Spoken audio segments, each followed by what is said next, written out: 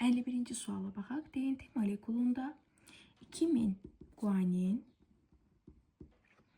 və 1000 adenin nukleotidi varsa, həmin molekulda neçə nukleotid və neçə hidrogen rabitəsi var? Biz bilirik ki, guanin nukleotidlərinin sayı sitozin nukleotidlərinin sayına bərabərdir. Demək ki, sitozin nukleotidlərinin sayı da 2000-dir.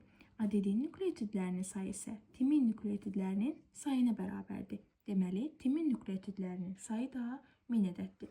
Deməli, sitozin 2000, guanin 2000, adenin 1000, timin də 1000.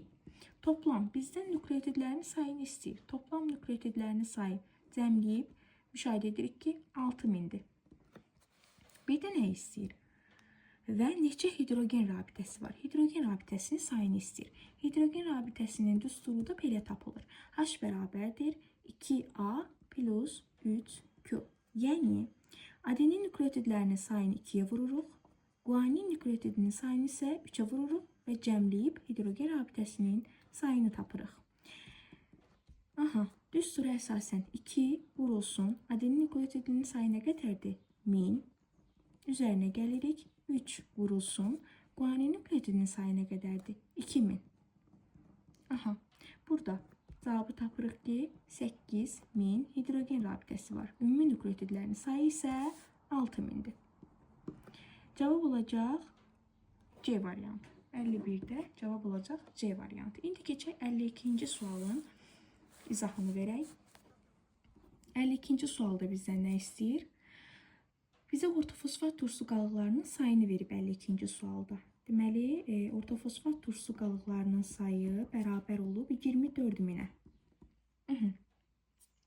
Daha sonra, dezoksiribozanın sayı, karbohidratın sayı nə qədərdir? Dezoksiribozanın sayı 24000.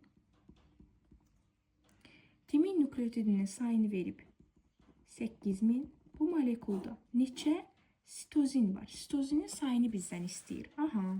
Deməli, ortofosfat turşusu qalığının sayı dezoksiribozan sayına bərabərdir DNT molekulunda müşahidə edirik ki, və bizə deməli, ümumi nukleotidin sayı onda 24000-dir. Ümumi nukleotidin sayı 24000-dirsə, çünki DNT molekulunun sxemini çəkək biz. Azotda əsas 5 karbonlu karbohidrat və ortofosfat turşusu qalığından ibarətdir. Deməli, burada azotda əsasın sayı karbohidratın və ortofosfat turşusu qalıqlarının sayına bərabər olur. Deməli, nukleotidimiz nə qədər oldu? 24000-dir nukleotidimizin ümumi sayı. Bu nukleotidin 8000-i timindirsə, onda 8000-i də adenin olacaq. Biz bilirik ki, DNT molekulunda adeninlə timin bir-birinə komplementardır. Yəni, adenin sayı timinin sayına bərabərdir. Biz buradan sitozin və guaninin sayını tapmalıyıq ki, bizdə sualda sitozinin sayını istəyir. Toplam nukleotidin sayından çıxacağıq adeninlə timinin cəmini. 8000, 8000. Toplam eləyir 16000. 24000-dən 16000-i çıxsaq, cavab alınacaq 8000. Deməli, guanin və sitozinin toplam payına 8000 düşür. Bəs sadəcə sitozinin payına nə qədər düşər? Alınan 8000-i böləcəyəm 2-yə, tapacağım ki, 4000 guaninin payına düşür, 4000 isə sitozinin payına düşür. Bizdən də sitozinin qiymətini soruşur. Sitozinin sayı olacaq 4000. Yəni, 52-də olacaq Y variantı. Daha sonra 53-cü suala baxaq. 42000 nukleotiddən ibarət DNT molekulunda, 42000 nukleotiddən ibarət DNT molekulunda nukleotidlərin sayca 7-də 2-si adeninli nukleotiddir. 42000 toplam nukleotidin sayıdır. Onun 7-də 2-si isə adeninli nukleotidlərin payına düşüb. Bu DNT-də guanin miqdarını müəyyən edin. Deməli, 42000 toplam nukleotiddir. Onun 7-də 2-si adeninlidir. Biz də riyaziyyatdan bilirik ki, ədədin hissəsini tapmaq üçün ədədi nə edirlər? Vururlar. 42000-i vuracağıq 7-də 2-yə. Burada da ixtisar gedəcək. 7 ilə 42, deməli 42-ni 7-yə böləndə 6 eləyir. Sıfırlarda artırıq 6000. 6000-i də sürətdə də 2 var. 6000-i də 2-yə vuranda 12000. Deməli 42000 bizim toplam nukleotidimizdir. və adeninin nükleotidlərin sayı toplam nükleotidlərin 7-2 hissəsinə bərabərdir. Və biz buradan adenin nükleotidlərin sayını tapdıq. 42.000-in 7-2 hissəsini tapdıq. Elədi 12.000 adenin nükleotidin payına. Bizdən nə istəyir? Guanin miqdarını istəyir. Yaxşı, biz adenini tapdıq. Bəs digər nükleotidlərin miqdarı nə qədərdir? Biz bilirik ki, adeninin sayı timinin sayına bərabər olur. Əgər adenin 12.000-dirsə, adenin 12.000-dirsə, onda timin də nə qədər olacaq? O da 12.000 olacaq. Aha, bəs biz guanin və sitozinin qiymətini necə tapacağıq? Toplam nükleotidlərin sayından çıxacağıq adenin və timin nükleotidlərinin cəmini. 12.000-i 12.000. Toplam 24.000. 42.000-dən çıxacağıq 24.000-i. Cavab eləyəcək 18.000. Bu 18.000 guanin plus sitozinin cəmidir, yəni toplam cəmidir. Bizdən sadəcə guaninin miqdarını istəyir. Əgər toplam 18.000-dirsə guanin və sitozinin cəmi, onda biz 18.000-i 2-yə bölsək, bu zaman guanin və sitozinin ayrı-ayrılıqda miqdarını taparıq. Deməli, 9.000 düşəcək guaninin payına, 9.000 isə düşəcək sitozinin payına. Cavab da olacaq 53-də B variantı. 54-cü sual.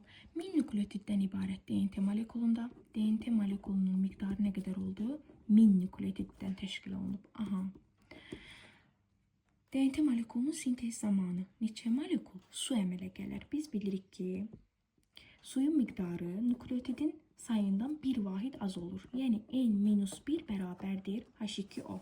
Yəni suyun miqdarı nükleotidin sayından bir vahid az olur. Düsturumuzda belədir. N-1 bərabərdir H2O. Amma bizdən burada DNT molekulunu deyir. Heç bir zəncirində demir. Biz bilirik DNT 2 zəncirlidir. DNT molekulunda neçə molekul su əmələ gələr? Əgər bir zənciri desəydi, biz 1000-dən çıxardıq 1-i. Deyərdik ki, 999 sayda su molekulu var. Amma bizə DNT molekulunu deyir. Və DNT molekulu 2 zəncirdən ibarət olduğuna görə biz nükleotidin sayı nə qədər verib? 1000. 1000-dən 2-ni çıxmalıyıq. Əgər bir zənciri desəydi, 1 çıxardıq düstura əsasən.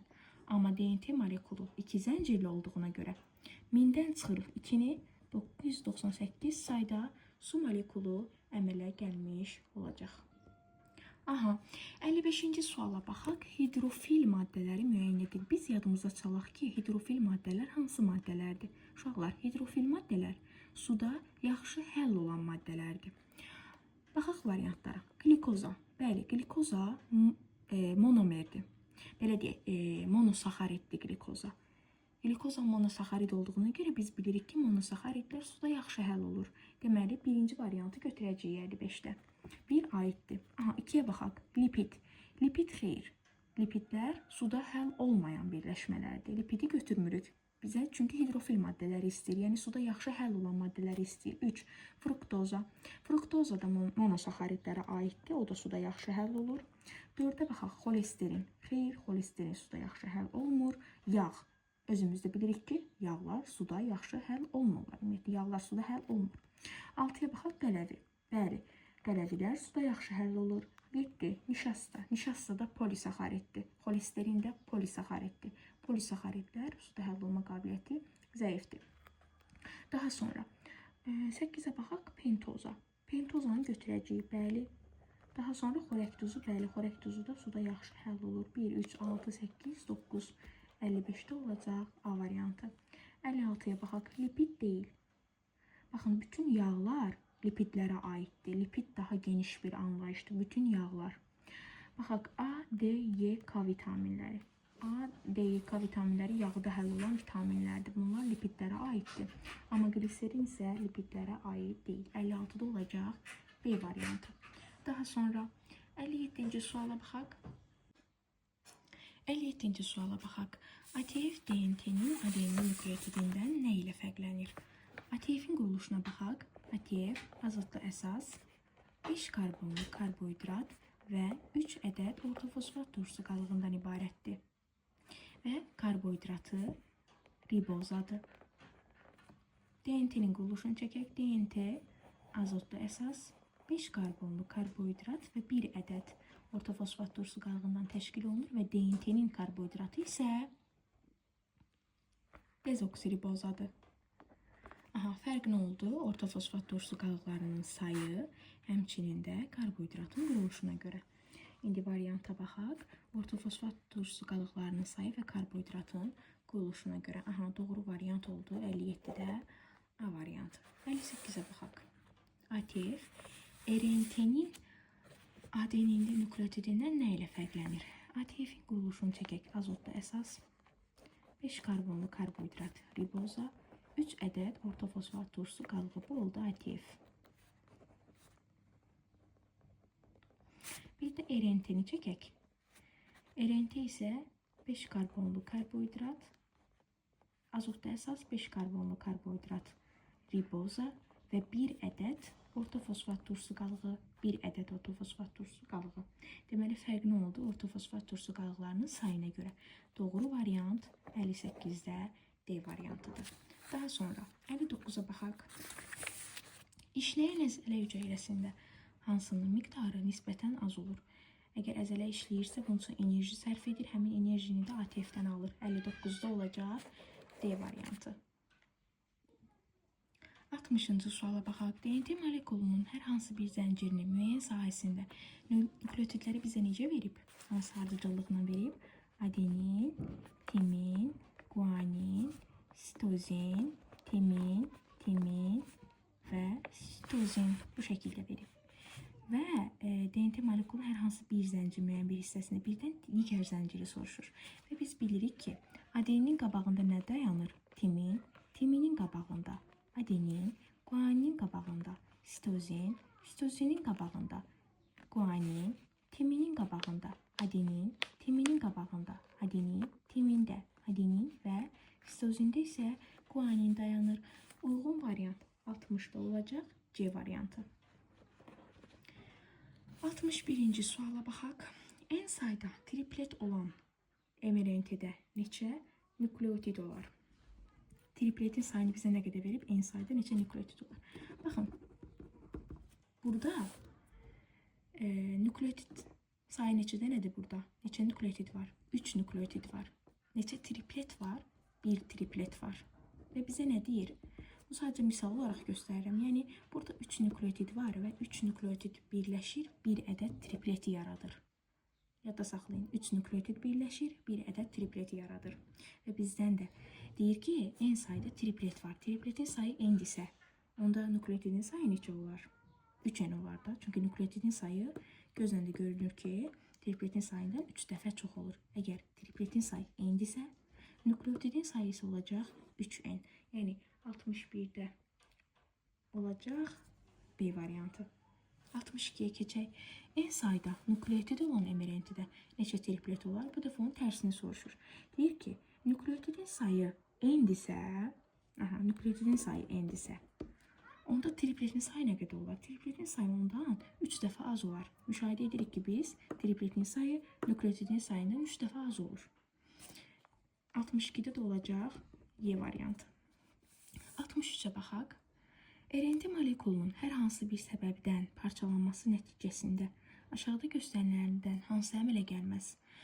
Hansı əmələ gəlməz? Yəni, RNT-nin tərkibində nə yoxdur? Bizdən bunu soruşur. RNT-nin tərkibi azotda əsas 5 karbonlu karbohidrat riboza və 1 ədəd də ortofosfat turşu qalığından ibarətdir. Azotda əsasları hansıdır? RNT-nin adenin, guanin, urasil və sitozin. Bəs karbohidratı hansıdır? Ribozadır. Bir də ortofosfat turşu qalığı. H3PO4 qalığı. Hansı əmələ gəlməz? Variantlara baxaq. Guanin, adenin, urasil, sitozin hər biri əmələ gələr də. Çünki tərkibində var. Amma dezoksiriboza əmələ gəlməz. Çünki RNT-də karbohidrat dezoksiriboza deyil, ribozadır. 63-cü sualımız da bura qədər. 63-də C variantı. Yenə eyni sualdandır. Bu dəfə isə DNT üçün soruşur. DNT molekulunun hər hansı bir səbəbdən parçalanması nəticəsində aşağıdakılardan hansı əmələ gəlməz? DNT-nin tərkibi isə azotda əsas 5 karbonlu karbohidrat dezoksiriboza və ortofosfat turşu qalığından ibarətdir. Və DNT-nin tərkibində olan azotda əsaslar adenin, timin, guanin və sitozindir. Karbohidratı isə RNT-dən fərqli olaraq dezoksiribozadır. İndi hansı əmələ gəlməz? Yəni tərkibində nə yoxdur? Baxın, A variantına riboza. Axı biz dedik ki, DNT-də karbohidrat dezoksiribozadır. Onda riboza əmələ gəlməz. 64-də A variantı. ATF, DNT və RNT molekullarında eyni olan aşağıdakılardan hansıdır?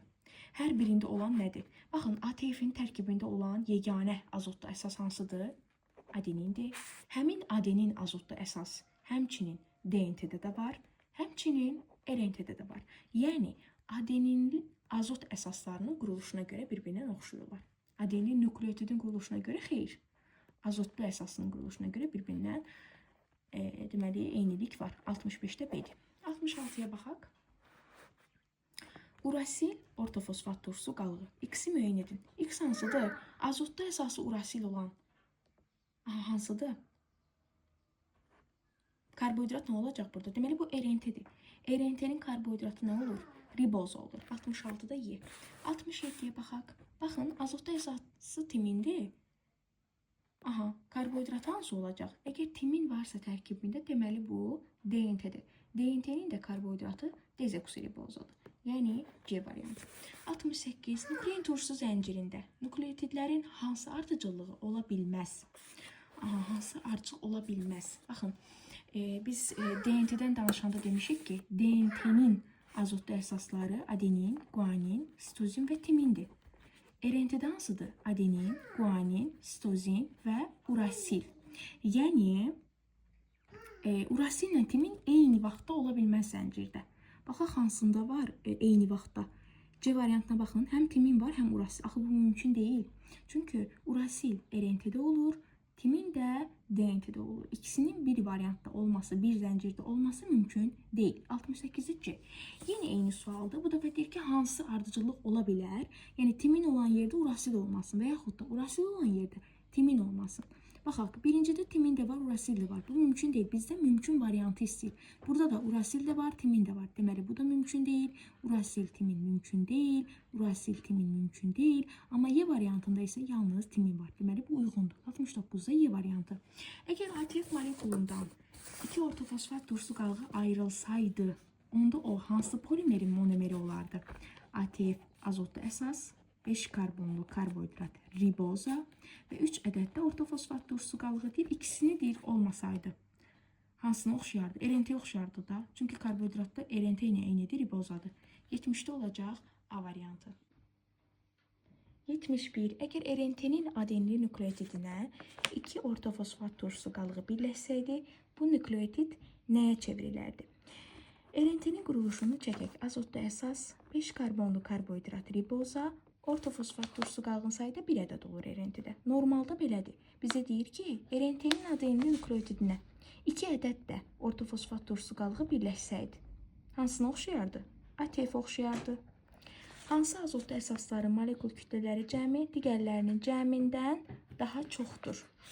Aha, adenin və guaninin ölçüsü böyükdür. Timin, sitozin və urasilin ölçüsündən. Yəni, adenin plus guanin daha böyükdür. B variantı. Aha, 73-də bizə nə deyir? 73-də isə deyir. DNT molekulunda hansı azotlu əsasların molekul kütlələri cəmi digərlərindən daha azdır? Biz dedik, adenin və guanin daha böyükdür. Onda yerdə qalanlar, yəni timindir, sitozindir, urasildir, daha kiçikdir. Sitozin plus timin. 73-də A variantı. 74. Nə üçün DNT molekulunda pentozanın sayı guaninli nukleotidin sayından çox olur? Səbəb odur ki, bütün nukleotidlər pentozaya malik olur. Yəni B variantı.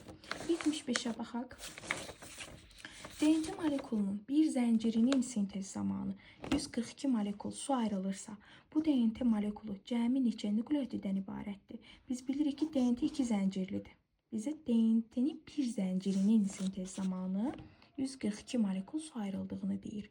Biz bilirik ki, nukleotidin sayından bir çıxanda su molekulunun sayını tapırıq.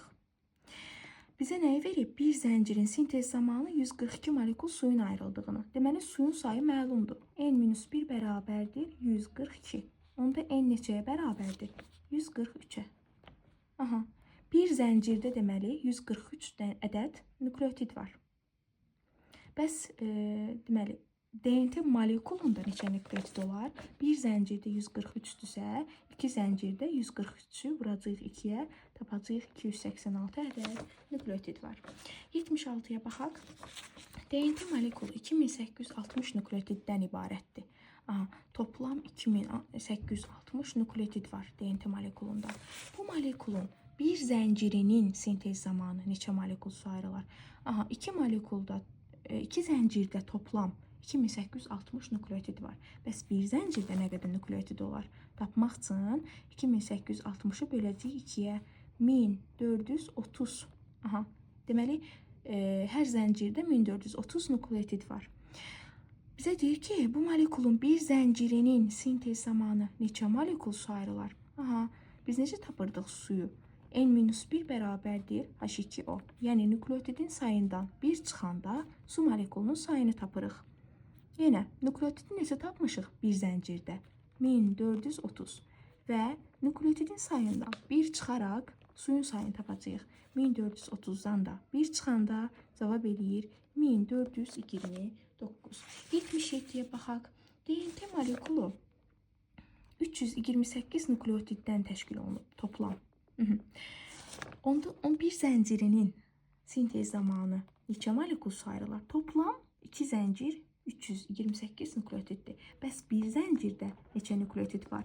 328-i bölürük 2-yə, cavab eləyəcək 164. Bizə nə istəyir? Bir zəncirin sintezi zamanı neçə molekul su ayrılar?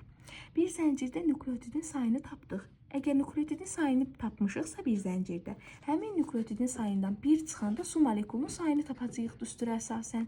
164-dən 1 çıxacağıq, eləyəcək 163. 77-də C variantı. İndi baxaq 78-ci suala. 78-ci sualda bizdən nə istəyir? ATF molekulunda, ATF molekulunu çəkək. Azotlu əsas 5 karbonlu karbohidratı riboza, 3 ədəddə ortofosfat turşusu qalığı olur ATF-in. Deyir ki, ATF molekulunda ortofosfat turşusu qalıqlarının sayını N ilə. Aha, ortofosfat turşusu qalıqlarının sayı neçədənədir ATF-də? 1, 2, 3. Bizə deyir ki, ortofosfat turşusu qalıqlarının sayını N-lə ifadə elə. Yəni, 3-ü N-lə ifadə elə. Makroyogik rabitələrin sayını isə M-lə ifadə eləsək. Makroyogik rabitə neçədənədir burada? 1, 2, aha, 2-ni isə M-lə ifadə etməyimizi istəyir. Və deyir ki, N-in M-ə nisbəti necə göstərmək olar? N neçədir? 3. M neçədir? 2. 3-ün 2-yə cavab olacaq 78-də C variantı. Keçək 79-cu sualımızı verək. ADF molekulunda H3PO4 qalıqlarının sayını N ilə, makroyogik rabitəni M ilə ifadə etsək, N bölü M nisbəti necə göstərmək olar? Bayaq ATF-i deyirdi, indi isə ADF-i deyir. Adenizin difosfat turşusu. Difosfat, yəni ortofosfat turşusu qalıqlarının sayı 2 ədəd olur. Azotlu əsas 5 karbonlu karbohidrat riboza, ADF-də isə ATF-dən fərqli olaraq 2 ədəd ortofosfat turşusu qalığı olur və ortofosfat turşusu qalıqlarının sayını N-lə ifadə elə deyir bizə. 1, 2. 2-ni N-lə ifadə elə. Makroyogik rabitənin sayını M-lə. Neçə dənə makroyogik rabitə var? 1 dənə. Aha. 1 isə M-lə ifadə elə. N bölü M nisbətini göstər. 2-ni 1-ə. D variantı. 80-ə baxaq. 1 molunun tam parçalanması zamanı daha çox enerji ayrılır. Burada isə hemoglobin zülalının sintez zamanı, parçalanması zamanı daha çox enerji ayrılır. 80-də isə olacaq C variantı. Bugünkü izahımız bura qədər. Kanalıma abunə olmayı və videonu like etməyi unutmayın. Sağ olun.